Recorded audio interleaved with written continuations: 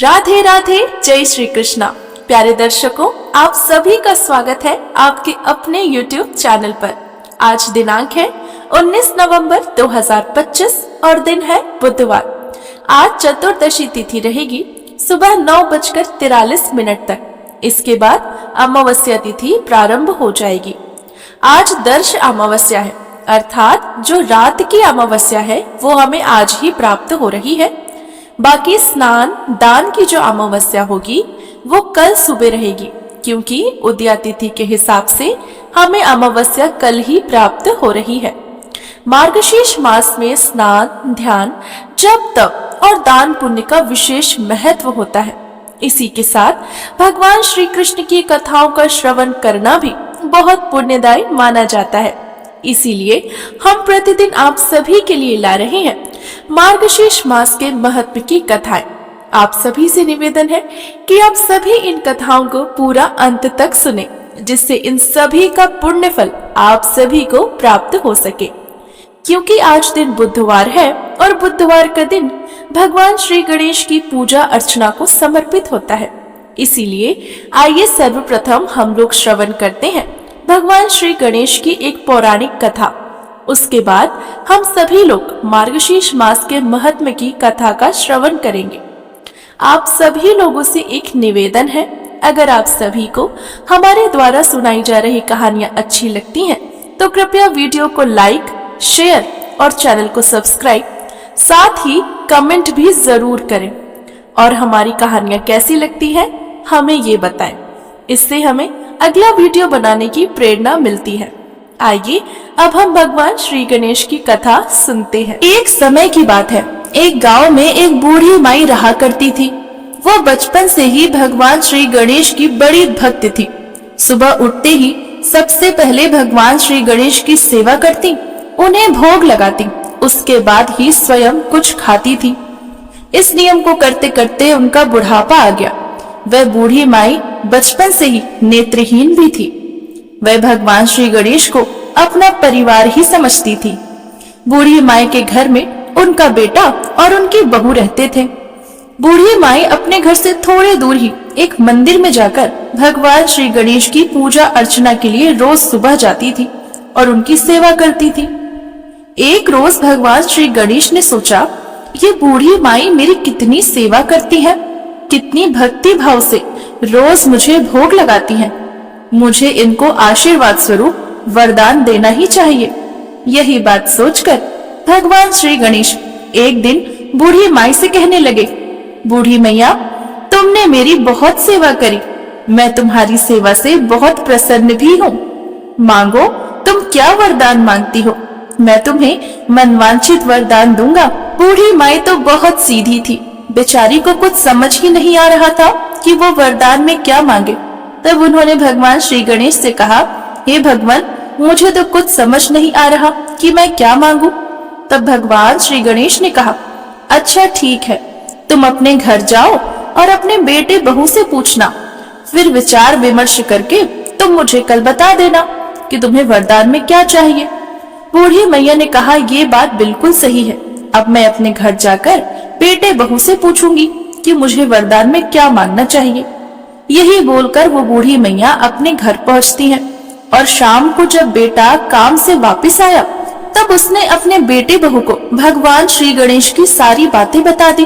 तब बेटा तो कहने लगा, अरे माता जी, इसमें सोचने वाली क्या बात है, भगवान श्री गणेश से बहुत सारी धन संपत्ति का वरदान मांग लो, जिससे हमारा सारा जीवन सुख पूर्वक बीतेगा। तब थोड़ी देर में बहू कहती है, माता जी, आप भगवान श्री गणेश से अपने लिए एक नाती मांग लीजिए, हमारी तो कोई संतान नहीं। भगवान श्री गणेश वरदान स्वरूप अगर हमें संतान दे देते हैं तो हमारे तो भाग्य ही खुल जाएंगे। तब बूढ़ी मैया ने कहा, तुम भी सही कह रही हो। अब जब अगली सुबह बूढ़ी मैया रोज की तरह भगवान श्री गणेश के मंदिर जा रही थी, तब रास्ते में सोचती हुई जा रही थी कि देखो, ना बेटे ने ना बहू ने, किसी ने भी मेरी आंखों के लिए नहीं सोचा। बेटा कहता है धन संपत्ति मांगो, बहू कहती है संतान मांगो। मैं भी तो नेत्रहीन हूँ, मुझे भी आंखों की जरूरत है, पर किसी ने मेरे बारे में नहीं सोचा।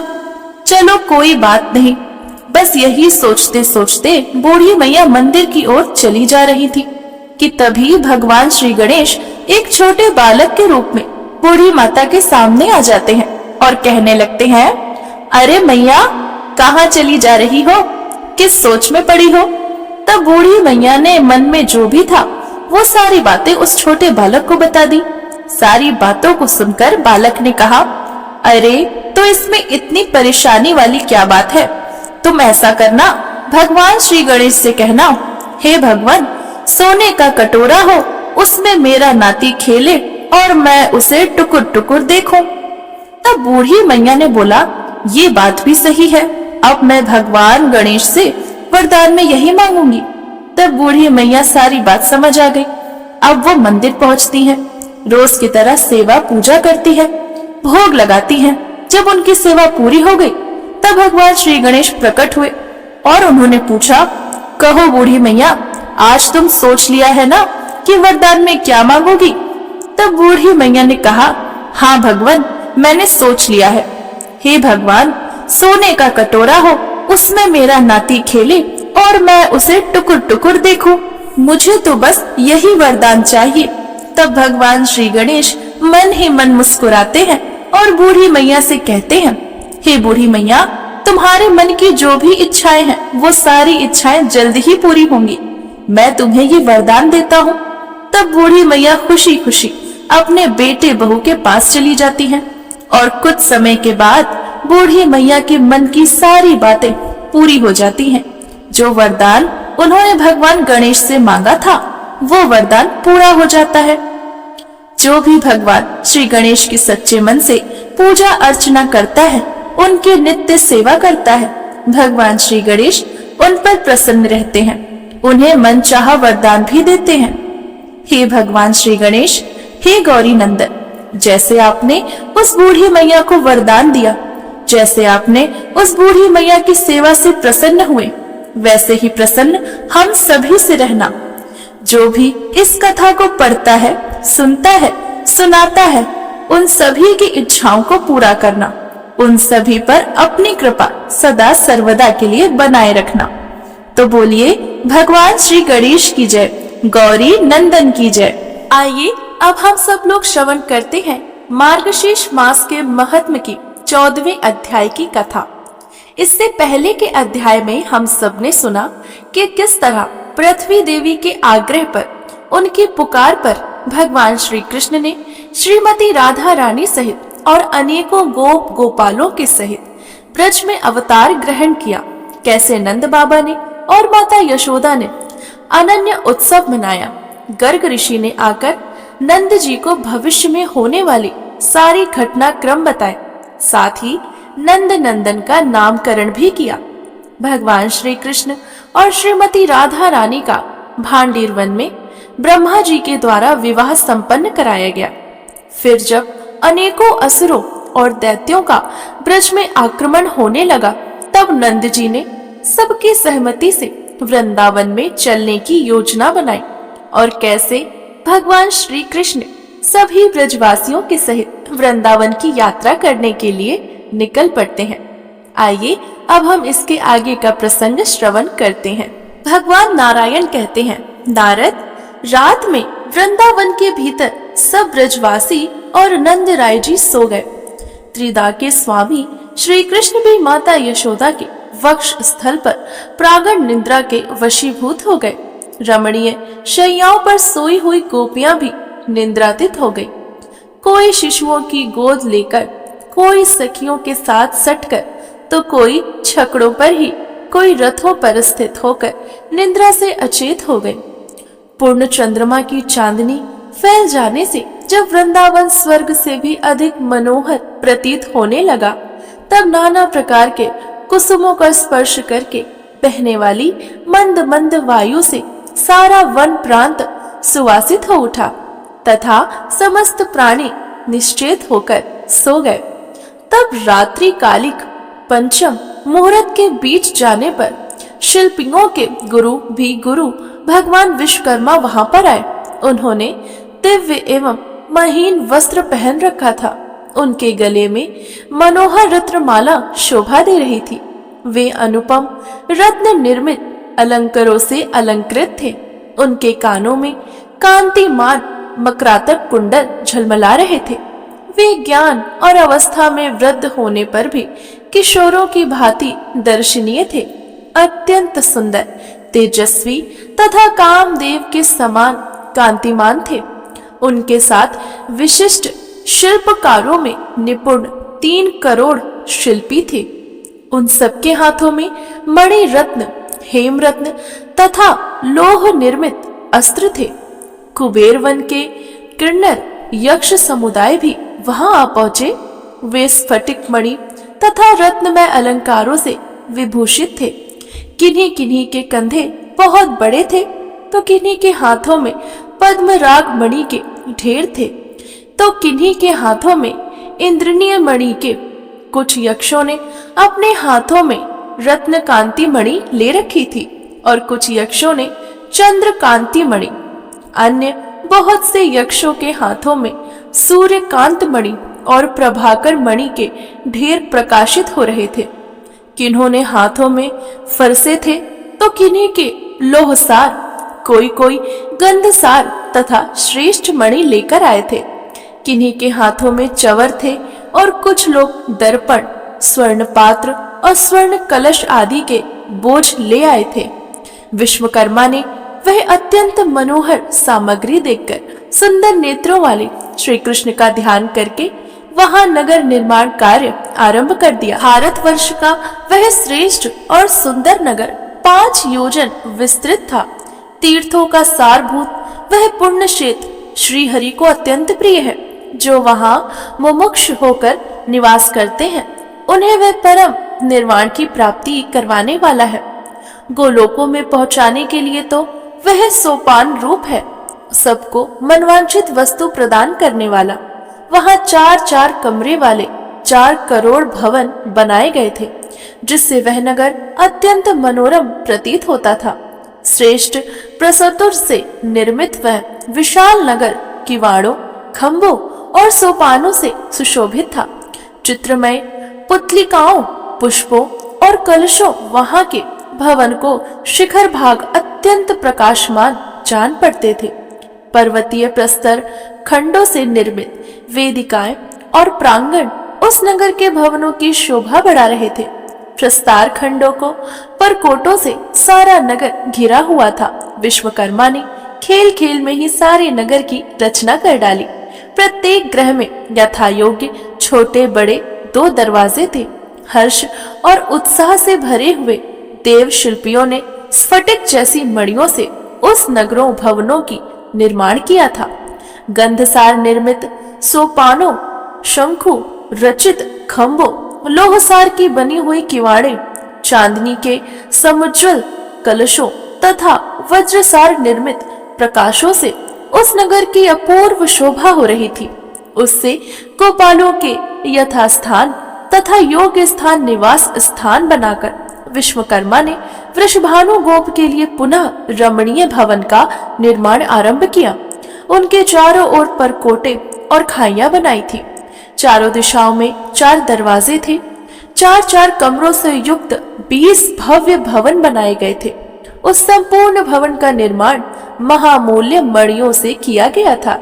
रत्नसार रचित सुरमय तुलिकाओं, सुवर्णकार मणियों के द्वारा निर्मित अत्यंत सुंदर सोपानों, लोहसार की बनी हुई किवाड़ों तथा कृत्रिम चित्रों से वृषभानु भवन की बड़ी शोभा हो रही थी।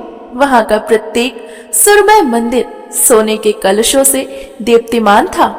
उस आश्रम के एक अत्यंत मनोहर निर्जन प्रदेश में जो मनोहर चंपा के वृक्षों उद्यान के भीतर था। तब नारद जी ने पूछा, भगवान, मनोहर रूप वाली कालावती कौन थी और किसकी पत्नी थी, जिसके लिए देव शिल्पियों ने रत्न पूर्वक सुरमय ग्रह का निर्माण किया था?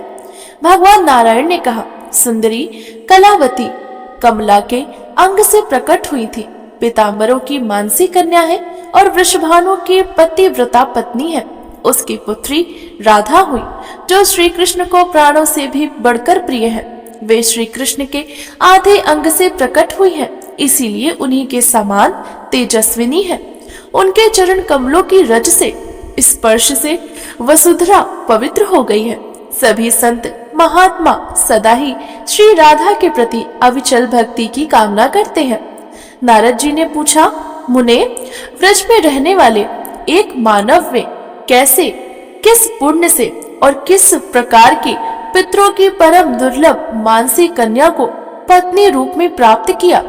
व्रज के महान अधिपति वृषभानु पूर्व जन्म में कौन थे, किसके पुत्र थे और किस तपस्या से राधा उनकी कन्या हुई? सूत जी कहते हैं, नारद जी की यह बात को सुनकर ज्ञानी शिरोमणि महर्षि नारायण हंसे और प्रसन्नता पूर्वक उस प्राचीन इतिहास को बताने लगे। भगवान नारायण बोले, नारद, पूर्व काल में पितरों के मानस से 3 कन्याएं प्रकट हुई। कलावती, रत्नमाला और मेनका, ये तीनों ही अत्यंत दुर्लभ थी। इनमें से रत्नमाला ने कामना पूर्वक राजा जनक को पति रूप में वरण किया और मेनका ने श्री हरि के अंशभूत गिरिजराज हिमालय को अपना पति बनाया। रत्नमाला की पुत्री आयोनिजा सती सत्यपारायण सीता हुई, जो साक्षात लक्ष्मी तथा श्री राम की पत्नी थी। मेनका की पुत्री पार्वती हुई, जो पूर्व जन्म में सती नाम से प्रसिद्ध थी। वे भी आयोनिजा हुई हो गई। पार्वती श्री हरि की सनातनी माया है। उन्होंने तपस्या से नारायण स्वरूप महादेव जी को पति रूप में प्राप्त किया है। कलावती ने मनोवंशी राजा सुचंद्र का वरण किया। वे राजा साक्षात श्री हरि के अंश थे।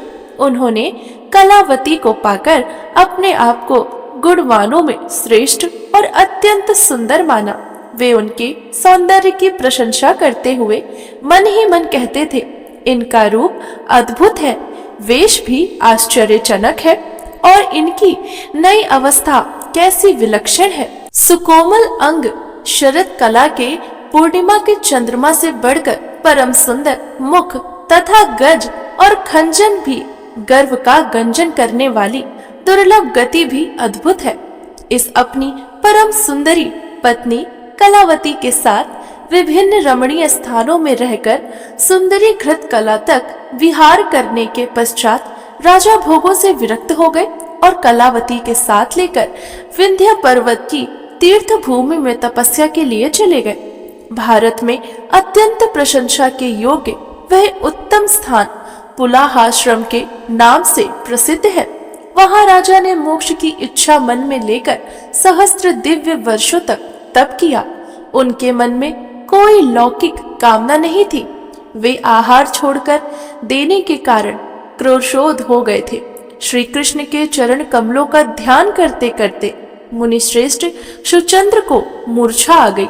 उनके शरीर पर जो बांबी छा गई थी, वे उनकी साध्वी पत्नी को दूर किया।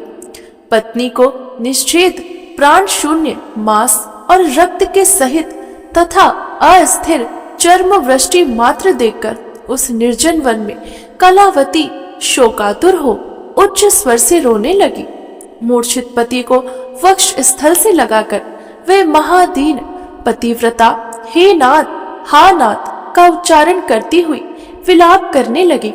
राजा आहार छोड़ देने के कारण सूख गए थे। उनके शरीर की नस नाड़ियां दिखाई देती थी। यह देख और कलावती का विलाप सुनकर कृपा निधान कमल जन्म जगत सृष्टा ब्रह्मा जी कृपा पूर्वक वहां पर प्रकट हो गए। उन्होंने तुरंत ही राजा के शरीर को अपनी गोद में लेकर कुमंडल से जल से सींचा। फिर ब्रह्म ज्ञान से द्वारा उनको जीवन का संचार किया। इससे चेतना को प्राप्त हो नृपवर सुचंद्र ने अपने सामने प्रजापति को देखकर प्रणाम किया। प्रजापति ने कामना से समान कांतिमान नरेश से संतुष्ट होकर कहा, राजन, तुम इच्छा अनुसार वर मांगो। विधाता की यह बात सुनकर श्रीमान सुचंद्र के मुखारविंद पर मंद मुस्कान की प्रभा फैल गई। वे प्रसन्नवद होकर बोले, दयानिधे, यदि आप वर देने के लिए उद्गत हैं तो कृपा पूर्वक मुझे मनवांछित निर्वाण प्रदान करें। इस वरदान के मिल जाने पर मेरी क्या दशा होगी, इसका मन ही मन अनुमान करने कलावती कंठ, होठ और तालु सूख गए। वह सती प्रसन्न होकर वर देने को उद्गत हुए विधाता से बोली।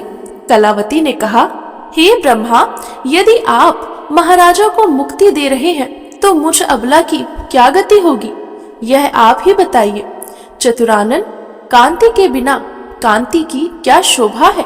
श्रुतियों में सुना गया है कि पतिव्रता नारी के लिए पति ही व्रत है, पति ही गुरु है, इष्ट देव, तपस्या और धर्म है। हे ब्रह्मा, सभी स्त्रियों के लिए पति से बढ़कर परम प्रिय बंधु कोई नहीं होता। पति सेवा परम दुर्लभ है, वह सब धर्मों से बढ़कर है। पति सेवा से दूर रहने वाली स्त्री का सारा शुभ फल निष्फल होता है। व्रत, दान, तप, पूजन, जप, होम, संपूर्ण तीर्थों में स्नान, पृथ्वी की परिक्रमा, समस्त यज्ञों, दीक्षा, बड़े बड़े दान, सब वेदों का पाठ, सब प्रकार की तपस्या, वेदज्ञ ब्राह्मणों को भोजन दान तथा देव आराधना, ये सब मिलकर पति सेवा की 16वीं कला के बराबर भी नहीं होती है। जो स्त्रियां पति की सेवा नहीं करती और पति से कटु वचन बोलती हैं, वे चंद्रमा और सूर्य की सत्ता पर्यंत कालसूत्र नरक में गिरकर यातनाएं भोगती हैं। वहां सर्पों के बराबर बड़े बड़े कीड़े दिन रात उन्हें डसते रहते हैं और सदा विपरीत एवं भयंकर शब्द किए करते हैं। उस नरक में स्त्रियों को मल मूत्र तथा कफ का भोजन करना पड़ता है। यमराज के दूत उनके मुख में जलती लुआठी डालते हैं। नरक का भोग पूरा करके वे स्त्रियां कृमियों में जन्म लेती हैं और 100 जन्मों तक रक्त, मांस तथा विष्ठा खाती हैं। वेदों में क्या यह निश्चित सिद्धांत बताया गया है। मैं अबला हूँ, विद्वानों के मुख से सुनकर उपयुक्त बातों को कुछ कुछ जानती हूँ। आप तो वेदों को भी प्रकट करने वाले हैं। हे प्रभु, विद्वानों, योगियों, ज्ञानियों तथा गुरुओं के भी गुरु हैं। अच्युत, आप सर्वज्ञ हैं। मैं आपसे क्या समझा सकती हूँ। ये मेरे पति मुझे प्राणों से भी बढ़कर प्रिय है। यदि इन्हें मुक्ति प्राप्त हो गई तो मेरा रक्षक कौन होगा। मेरे धन और यौवन की रक्षा कौन करेगा। कुमार अवस्था में नारी की रक्षा पिता करते हैं, फिर वह कन्या का सुपात्र को दान देकर कृतकृत्य हो जाते हैं। तब से पति ही नारी की रक्षा करता है। पति के आवभाग में उसका पुत्र रक्षा करता है। इस प्रकार 3 अवस्थाओं में नारी के 3 रक्षक माने गए हैं। जो स्त्रियां स्वतंत्र हैं वे नष्ट मानी गई हैं। उनका सभी धर्मों से बहिष्कार किया गया है। वे नीच कुल में उत्पन्न, कुलटा और दुष्ट धृदा कही गई हैं। हे ब्रह्मा, उनके 100 जन्मों का पुण्य नष्ट हो जाता है। पतिव्रता का अपने पति के प्रति सर्वदा समान स्नेह होता है। दूध पीते बच्चे पर माताओं का अधिक स्नेह देखा जाता है, परंतु वह पतिव्रता के पति विषयक स्नेह ही 16वीं कला के बराबर भी नहीं है। पति से बढ़कर कोई बंधु, प्रिय, देवता तथा गुरु नहीं है। स्त्री के लिए पति से बढ़कर धर्म, धन, प्राण तथा दूसरा कोई पुरुष नहीं है। जैसे वैष्णव का मन श्री कृष्ण चरणार बिंदु में निमग्न होता है, उसी प्रकार साध्वी स्त्रियों का चित्त अपने प्रियतम पति में ही संलग्न रहता है। ब्रह्मा, पति के बिना पतिव्रता स्त्री एक क्षण भी जीवित नहीं रह सकती। पति के बिना साध्वी स्त्रियों के लिए मरण ही जीवन है और जीवन मृत्यु से भी अधिक कष्टदायी देने वाला है। हे ब्रह्मा, यदि आप मेरे बिना इन्हें मुक्त कर देंगे तो प्रभु, मैं आपको श्राप देकर स्त्री हत्या का दारुण पाप प्रदान करूंगी। कलावती की बातों को सुनकर विधाता विस्मित हो मन ही मन भय मनाते हुए अमृत के समान मधुर एवं हितकर वचन बोलते हैं। ब्रह्मा जी ने कहा, बेटी, मैं तुम्हारे स्वामी को तुम्हारे बिना ही मुक्ति नहीं दूंगा। पतिव्रते, तुम अपने पति के साथ कुछ वर्षों तक स्वर्ग में रहकर सुख भोगो, फिर तुम दोनों भारतवर्ष में जन्म लोगे। वहां जब साक्षात सती राधिका तुम्हारी पुत्री होंगी, तब तुम दोनों जीवन मुक्त हो जाओगे और श्री राधा के साथ ही गोलोक में पधारोगे। नृप श्रेष्ठ, तुम कुछ काल तक अपनी स्त्री के साथ स्वर्ग का सुख उपभोगोगे।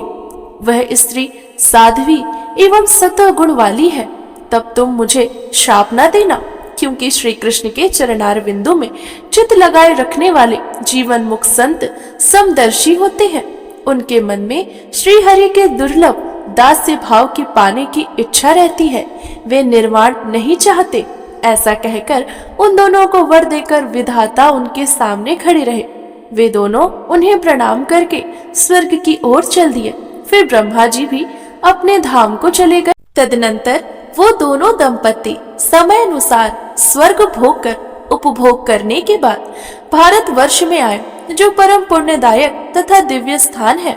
ब्रह्मा आदि देवता भी वहां जन्म लेने की इच्छा करते हैं। सुचंद्र ने गोलोक में जन्म लिया और वहां उनका नाम वृषभानु हुआ। वे सुरभानु के वीर्य और पद्मावती के गर्भ से उत्पन्न हुए। उन्हें पूर्व जन्म की बातों का स्मरण था। वे श्री हरि के अंश थे और जैसे शुक्ल पक्ष में चंद्रमा बढ़ता है, उसी प्रकार व्रजधाम में प्रतिदिन बढ़ने लगे। धीरे धीरे व्रज के अधिपति हुए। वे सर्वज्ञ और महायोगी माने गए। उनका चित्त सदा ही श्री हरि के चरणार बिंदु में चिंतन में लगा रहता था। वे उदार रूपवान, गुणवान और श्रेष्ठ बुद्धि वाले थे। कलावती कन्या कुब्ज देश में उत्पन्न हुई। वह भी आयोनिजा पूर्व जन्म की बातों को याद रखने वाली महासाध्वी, सुंदर एवं कमल की कला थी। कन्याकुब्ज देश में महापराक्रमी नृपश्रेष्ठ भनंदन राज्य में करती थी। उनके यज्ञ के अंत में यज्ञ कुंड से प्रकट हुई दूध पीती हुई एक बालिका स्वरूप में उन्हें प्राप्त हुई। वह सुंदरी बालिका उस कुंड से हंसती हुई निकली। उनकी अंग कांति तपाए हुए सुवर्ण के समान थी। वह तेज से उद्भासित हो रही थी। राजेंद्र भगनंदन ने उन्हें गोद में लेकर अपनी प्यारी रानी मालावती को प्रसन्नता पूर्वक दे दिया। मालावती के हर्ष की सीमा न रही। वह उस बालिका को अपना दुग्धपान कराने लगी। उसके अन्नप्राशन और नामकरण के दिन शुभ बोलों में जब राजा सत्य पुरुष के बीच बैठे, तब आकाशवाणी हुई, हे नरेश्वर, इस कन्या का नाम कलावती रखो। यह सुनकर राजा ने वही नाम रख दिया। उन्होंने ब्राह्मणों, याचकों और वंदनीय जनों को प्रचुर धन मात्रा में दिए। उनके भोजन कराया, बड़ा भारी उत्सव मनाया। समयानुसार उस रूपवती कन्या के युवा अवस्था में प्रवेश किया। 16वीं वर्ष की अवस्था में वह अत्यंत सुंदरी दिखने लगी। वह राजकन्या मुनियों के मन को भी मोह लेने वाले में समर्थ थी। मनोहर चंपा के समान उसकी अंग कांति थी तथा मुख शरदकार की पूर्णिमा की भांति परम मनोहर था। एक दिन गजराज की सी मंद गति से चलने वाली राजकुमारी राजमार्ग से कहीं जा रही थी। नंद जी ने उसे मार्ग में देखा। देखकर बड़े प्रसन्न हुए।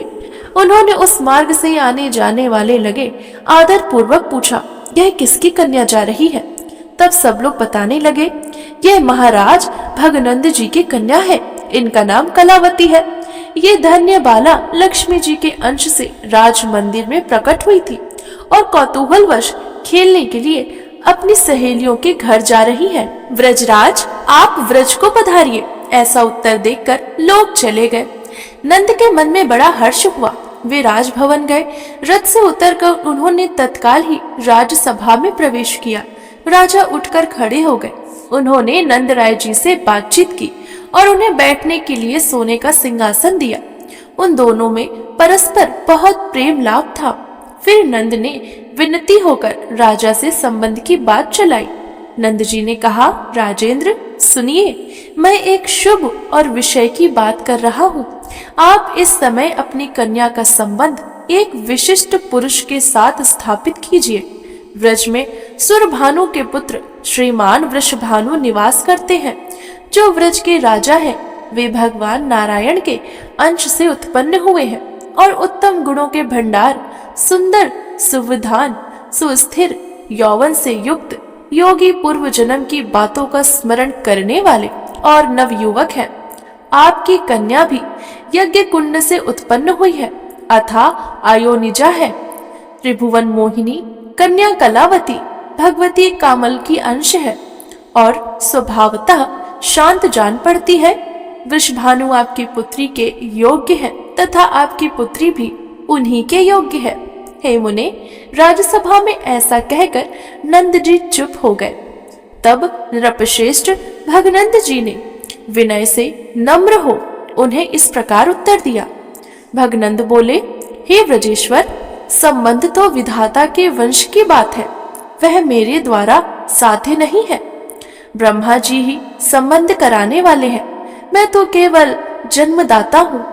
कौन किसकी पत्नी या कन्या है तथा कौन किसका साधन संपन्न पति है, इसके विधाता सिवा और कौन जानता है। कर्मों के अनुरूप फल देने वाले विधाता ही सबके कारण है। किया हुआ कर्म कभी निष्फल नहीं होता, उसका फल मिलकर ही रहता है, ऐसा श्रुतियों में सुना गया है। अन्यथा असमर्थ पुरुष के उद्यम की भांति सारा कर्म निष्फल हो जाता है। यदि विधाता ने मेरी पुत्री को वृषभानु की पत्नी होने की बात लिखी है तो वह पहले से ही उनकी पत्नी है।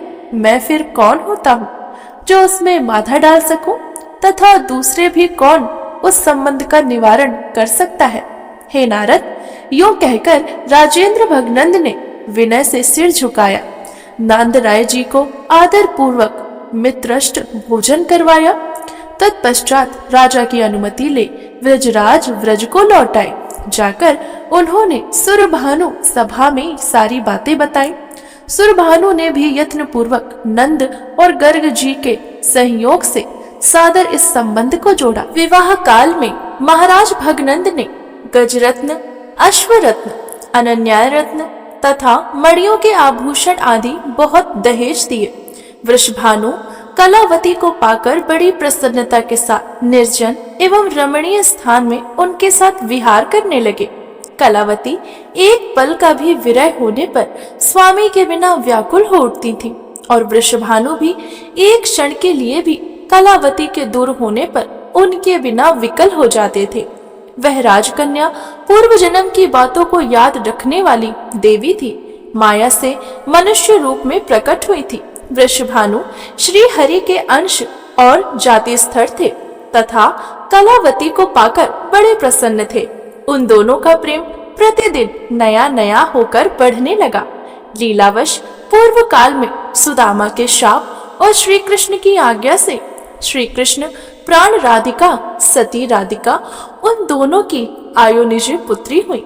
उनके दर्शन मात्र से वे दोनों दंपति भव बंधन से मुक्त हो गए।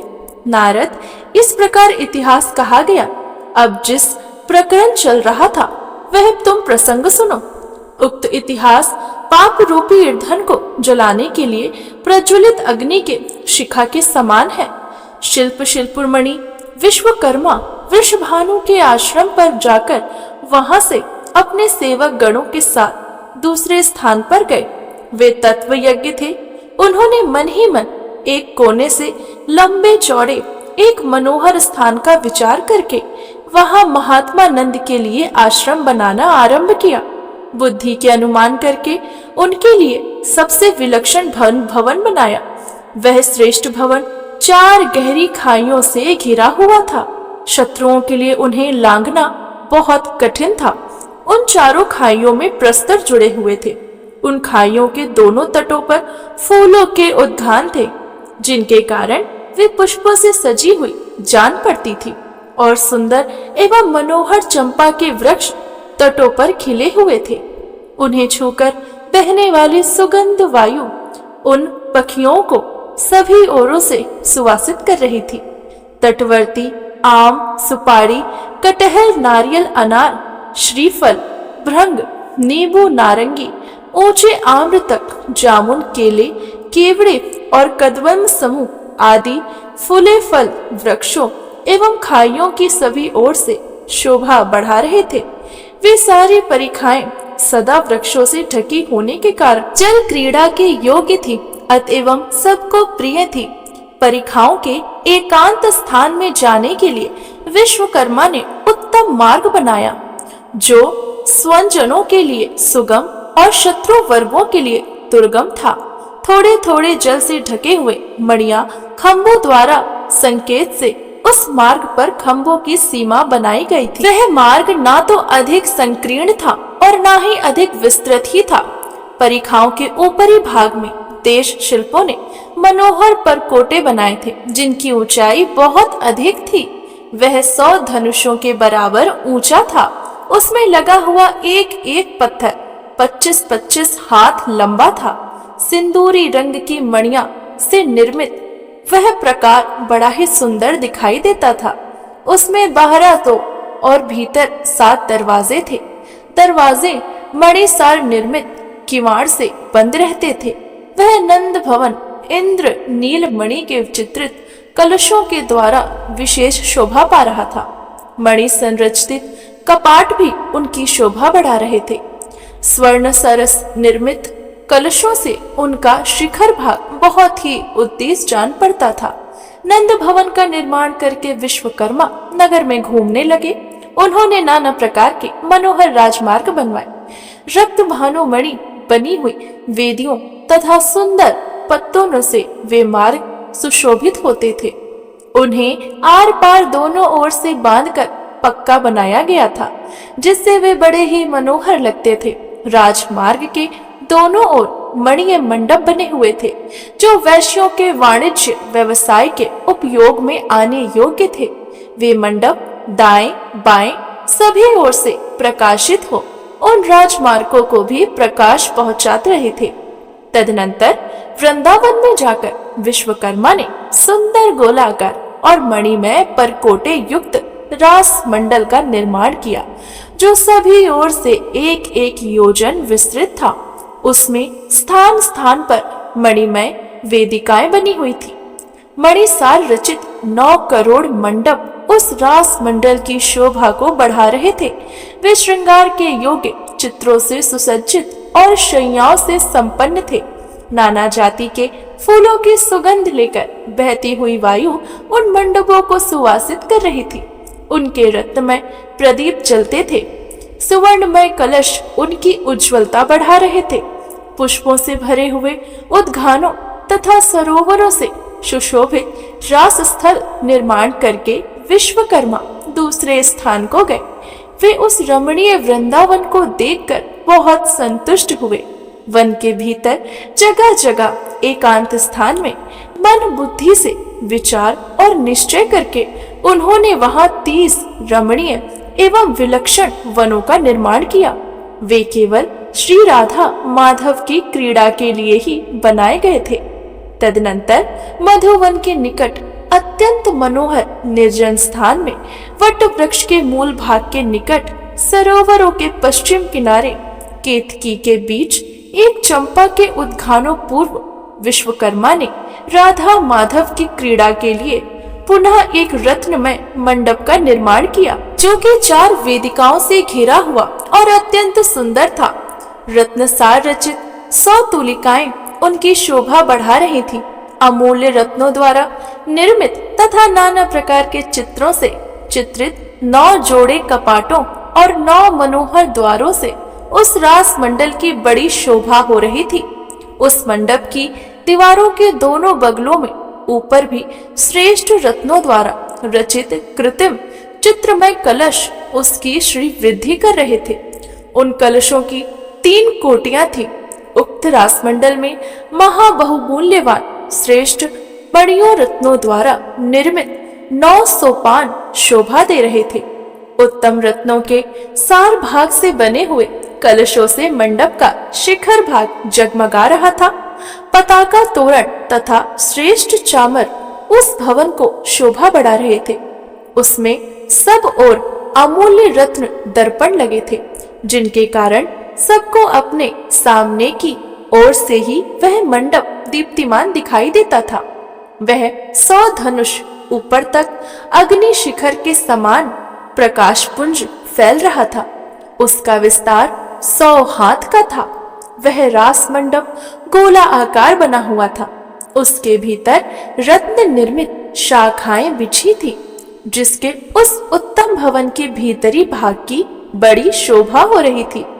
उक्त शैयाओं पर अग्र शुद्ध दिव्य वस्त्र बिछे हुए थे। मालाओं के समूह से सुसज्जित होकर वे विचित्र शोभा धारण करते थे। परिजात के फूलों की मालाओं के बने हुए तकिए उनकी यथास्थान रखे गए थे। चंदन, अगरू, कस्तूरी और कुमकुम से वह सारा भवन सुवासित हो रहा था।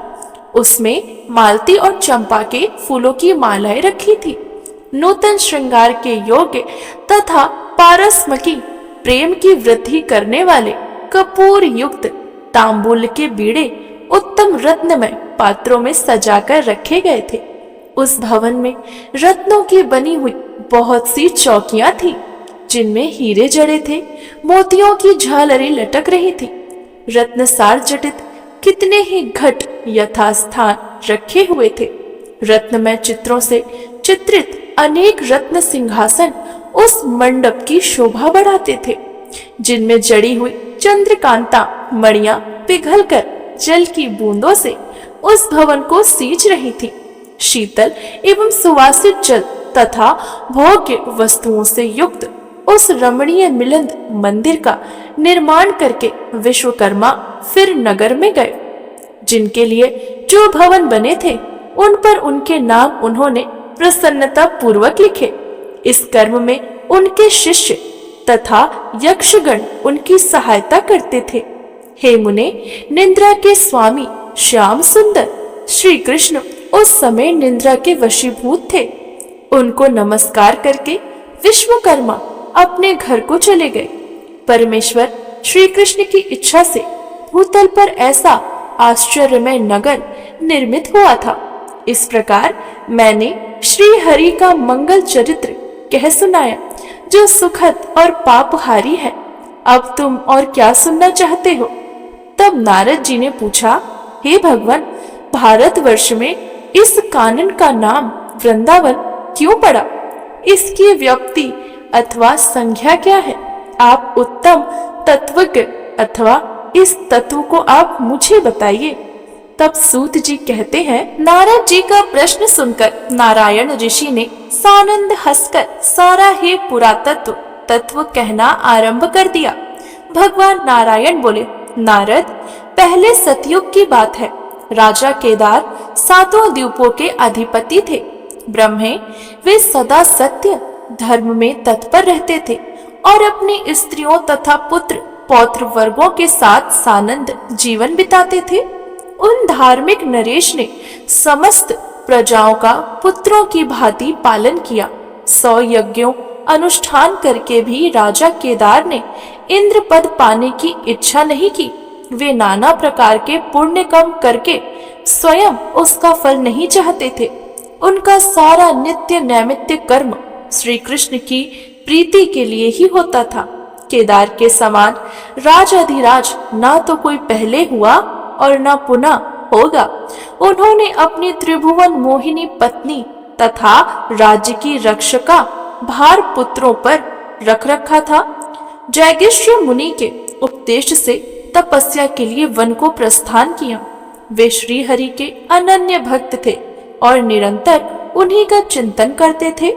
हे मुने, भगवान का सुदर्शन चक्र राजा की रक्षा के लिए सदा उन्हीं के पास रहता था। वे मुनिश्रेष्ठ नरेश चिरकाल तक तपस्या करके अंत में गोलोक को चले गए। उनके नाम से केदार तीर्थ प्रसिद्ध हुआ। अवश्य ही आज भी वहां मरे हुए प्राणियों को तत्काल ही मुक्ति लाभ हो जाता है। उनकी कन्या का नाम वृंदा था, जो लक्ष्मी जी का ही अंश थी। उसके योग शास्त्र में निपुण होने के कारण किसी का अपना पुरुष नहीं बनाया। दुर्वासा ने उसे परम दुर्लभ श्री हरि का मंत्र दिया। वह घर छोड़कर तपस्या के लिए वन में चली गई। उसने 60,000 वर्षों तक निर्जन वन में तपस्या की। तब उसके सामने भक्त वत्सल भगवान श्री कृष्ण प्रकट हुए। उन्होंने प्रसन्न मुख से कहा, देवी, तुम कोई वर मांगो। वह सुंदर विग्रह से शांत स्वरूप राधिका कांता को देखकर सहसा बोल उठी, तुम मेरे पति हो जाओ। उन्होंने तथास्तु कहकर उसकी प्रार्थना को स्वीकार कर लिया। वह कौतूहलवश श्री कृष्ण के साथ गोलोक में गई और वहां राधा के समान श्रेष्ठ सौभाग्यशालिनी गोपी हुई। वृंदा ने जहाँ तप किया था उस स्थान का नाम वृंदावन हुआ, अथवा वृंदा ने वहाँ क्रीड़ा की थी, इसीलिए वह स्थान वृंदावन कहलाया। वत्स, अब दूसरा पुण्यदायक इतिहास सुनो, जिससे इस कानन का नाम वृंदावन पड़ा। यह प्रसंग मैं तुमसे कहता हूँ, सो तुम ध्यान पूर्वक सुनो। राजा कुशध्वज की 2 कन्याएं थी, दोनों ही धर्मशास्त्र के ज्ञान में निपुण थी। उनके नाम थे तुलसी और वेदवती। संसार चलाने का जो कार्य है उससे उन दोनों बहनों को वैराग्य था। उसमें से वेदवती ने तपस्या करके परम पुरुष नारायण को प्राप्त किया। वह जन कन्या सीता के नाम से सर्वत्र विख्यात है। तुलसी ने तपस्या करके श्री हरि को पति रूप में प्राप्त करने की इच्छा करी, किंतु दैववश दुर्वासा के श्राप से शंखचूर्ण को प्राप्त हो गई। फिर परम मनोहर कमलकांत भगवान नारायण उसे प्राण वल्लभा स्वरूप में प्राप्त हुए। भगवान श्री हरि के शाप से देवेश्वरी तुलसी वृक्ष रूप में प्रकट हुई और तुलसी के श्राप से श्री हरि शालिग्राम हो गए। उस शिला के वक्ष स्थल पर अवस्था में भी सुंदरी तुलसी निरंतर स्थित रहने लगी। हे मुनि, तुलसी का सारा चरित्र मैंने तुमसे विस्तार पूर्वक कह चुका हूँ, तथापि यह प्रसंग पुनः उसके कुछ चर्चा की गई है। तदोपधन उस तुलसी की तपस्या का यह एक भी स्थान है, इसीलिए इसे मनीषी पुरुष वृंदावन कहते हैं।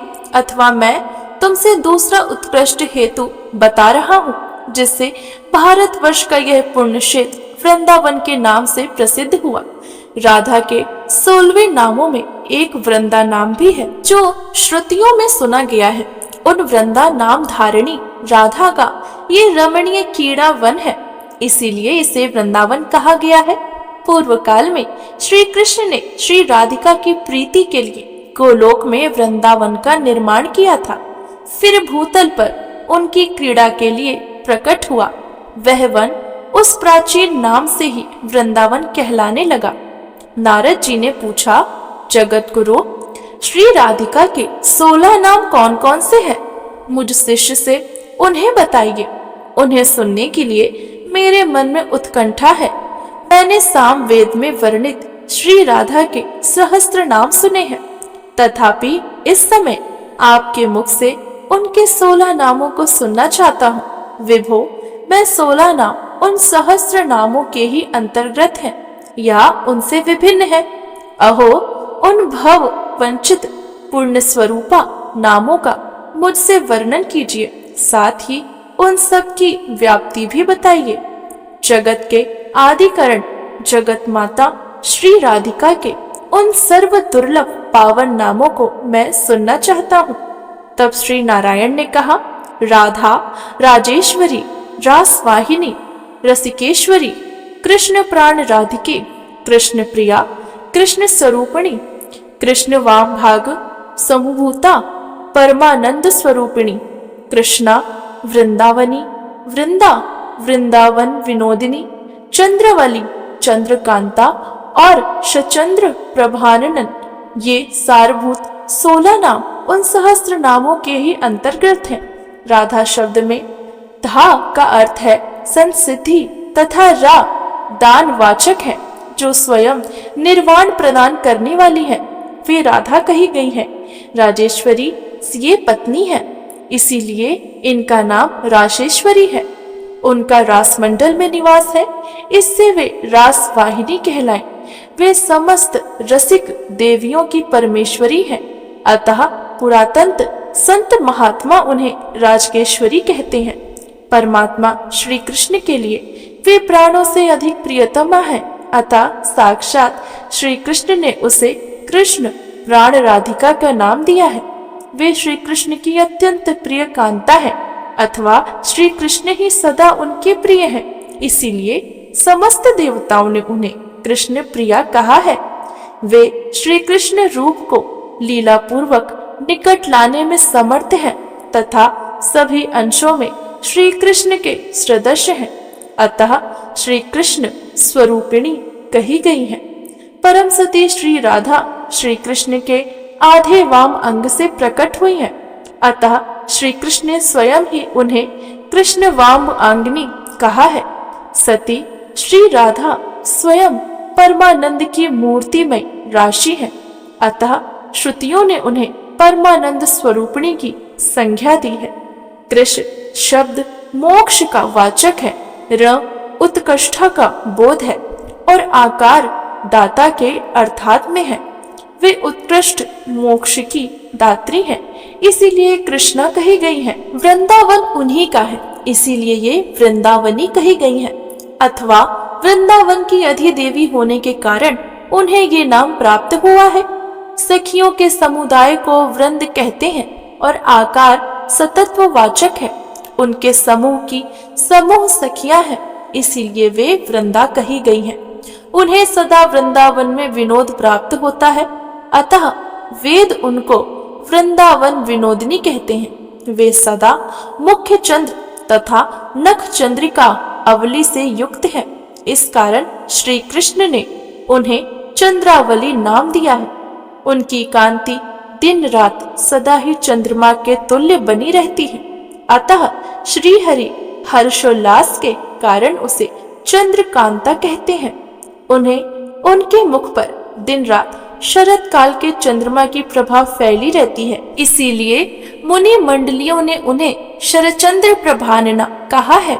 यह अर्थ और व्याख्याओं रहित षोडश नाम वाली कही गई है, जिसे नारायण ने अपने नाभि कमल पर विराजमान ब्रह्मा को दिया था। फिर ब्रह्मा जी ने पूर्व काल में मेरे पिता धर्मदेव को इन नामावली का उपदेश दिया था और श्री धर्मदेव ने महातीर्थ पुष्कर में सूर्य ग्रहण के पुण्य पर्व पर देव सभा के बीच मुझे कृपा पूर्वक इन 16 नामों का उपदेश दिया था। श्री राधा के प्रभाव की प्रस्तावना का होने पर बड़े प्रसन्नचित्त उन्होंने इन नामों की व्याख्या की थी। मुने, यह राधा का परम पुण्यमय स्रोत है, जिसे मैंने तुमको दिया। महामुने, जो वैष्णव ना तो तथा वैष्णवों की निंदक हो और उसे उपदेश नहीं देने चाहिए। जो मनुष्य जीवन भर तीनों संध्याओं के समय इस स्तोत्र का पाठ करता है, उसके यहाँ राधा माधव के चरण कमलों की भक्ति होती है। अंत में वह उन दोनों के दास्य भाव को प्राप्त कर लेता है और दिव्य शरीर एवं अणिमा आदि सिद्धियों को पाकर सदा उन प्रिया प्रीतम के साथ विचरता है। नियम पूर्वक किए गए संपूर्ण व्रत, दान और उपवासों से, चारों वेदों के अर्थ सहित पाठ से, समस्त यज्ञों और तीर्थों के विधि बोधन, अनुष्ठान तथा सेवन से, संपूर्ण भूमि की 7 बार की गई परिक्रमा से, शरणागति की रक्षा से, आज्ञा से, आज्ञानी को ज्ञान देना, देवताओं और वैष्णवों का दर्शन करने से जो फल प्राप्त होता है, वह इस स्तोत्र की 16वीं कलाओं के बराबर भी नहीं है। इस स्तोत्र के प्रभाव से मनुष्य जीवन मुक्त हो जाता है। तब नारद जी कहते हैं, हे प्रभु, यह सर्व दुर्लभ परम आश्चर्यमय स्तोत्र मुझे प्राप्त हुआ। देवी श्री राधिका का संसार विजय नामक कवच भी उपलब्ध हुआ। सुयज्ञ ने जिसका प्रयोग किया था, वह दुर्लभ स्तोत्र भी मुझे सुलभ हो गया है। भगवान श्री कृष्ण की विचित्र कथा सुनकर आपके चरण कमलों के प्रसाद से मैंने बहुत कुछ पा लिया। अब मैं जिस रहस्य को सुनना चाहता हूँ, आप उसका वर्णन कीजिए। मुने, वृंदावन में प्रातः काल उस अद्भुत नगर को देखकर गोपों ने क्या कहा, अब इसके आगे क्या हुआ, हम ये सब श्रवण करेंगे मार्गशीर्ष मास के महात्म्य की 15वें अध्याय की कथा में। आइए अब हम सब मिलकर श्रवण करते हैं मधुराष्टकम और श्री कृष्ण चालीसा का पाठ। मधुराष्टकम। अधरं मधुरं वदनं मधुरं नयनं मधुरं हसितं मधुरं हृदयं मधुरं गमनं मधुरं मधुराधिपतेरखिलं मधुरं वचनं मधुरं चरितं मधुरं वसनं मधुरं वलितं मधुरं चलितं मधुरं भ्रमितं मधुरं मधुराधिपति रखिलं मधुरं वेणु मधुरो रेणु मधुरो पाणि मधुरो पाद मधुरो नृत्यं मधुरं सख्यं मधुरं मधुराधिपतिरखिलं मधुरं गीतं मधुरं पीतं मधुरं भुक्तं मधुरं सुप्तं मधुरं रूपं मधुरं तिलकं मधुरं मधुराधिपतिरखिलं मधुरं करणं मधुरं तरणं मधुरं हरणं मधुरं रमणं मधुरं वमितं मधुरं शमितं मधुरं मधुराधिपतिरखिलं मधुरं गुञ्जा मधुरा माला मधुरा यमुना मधुरा वीची मधुरा सलिलं मधुरं कमलं मधुरं मधुराधिपतिरखिलं मधुरं गोपी मधुरा लीला मधुरा युक्तं मधुरं भुक्तं मधुरं दृष्टं मधुरं शिष्टं मधुरं मधुराधिपतिरखिलं मधुरं गोपा मधुरा गावो मधुरा यष्टि मधुरा सृष्टि मधुरा दलितं मधुरं फलितं मधुरं मधुराधिपतिरखिलं मधुरं मधुराधिपतिरखिलं मधुरम। आइए अब हम लोग श्री कृष्ण चालीसा श्रवण करते हैं। वंशी शोभित कर मधुर नील जलद तन श्याम अरुण अधर जनु बिमल फल पीतांबर शुभ साज जय मनमोहन मदन छवि कृष्ण चंद्र महाराज करहु कृपा हे रवि तनय रखौ जन की लाज।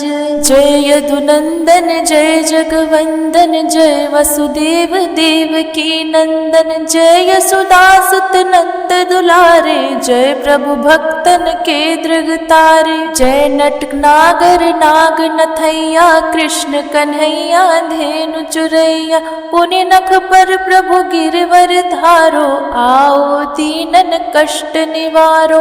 वंशी मधुर अधर धरि तेरे होवे पूर्ण मनोरथ मेरे आओ पुनि हरि माखन चाखो आओ लाज भारत की राखो। गोल कपोल चुबक अरुणाए मृदु मुस्कान मोहिनी डारे रंजित राजीव नयन विशाला मोर मुकुट वैजंती माला कुंडल श्रवण पीत पट आछे काटी किंकड़ी काछन काछे नील जलज सुंदर तनु सोहे छवि लखि सुर नर मुनि मन मोहे मस्तक तिलक अलंक धुरधारे आवो कृष्ण बांसुरी वारे करि पय पान पूत नहीं तार्यो अका बका कागासुर मार्यो मधुबन जलत अग्नि जब ज्वाला भय शीतल लखि तनहि नंद लाला सुरपति जब ब्रज चढ़ायो रिसाई मसुर थाल वारे विषाई लगत लगत ब्रज चहन बहायो गोवर्धन नख धारी बचायो लखि जमुना मन भ्रम अधिकाई मुख मह 14 भुवन दिखाई दुष्ट कंस अति उधम मचायो कोटि कमल जब फूल मंगायो नाथी काली है जब तुन लीनो चरण चिन्ह हृदय निर्भय कीन्हो। करि गोपिन संग रास बिलासा, सबकी पूर्ण करि अभिलाषा। केतिक महा असुर संहार्यो, कंसहि केस पकड़हि दई मार्यो। मातु पिता की बंदी छुड़ाई, उग्रसेन कह राज दिलाई।